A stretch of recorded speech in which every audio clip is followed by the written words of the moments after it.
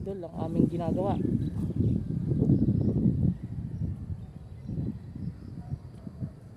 Bukas tapos na yan.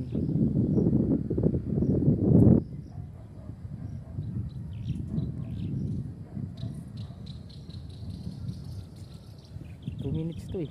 Huh? Gi.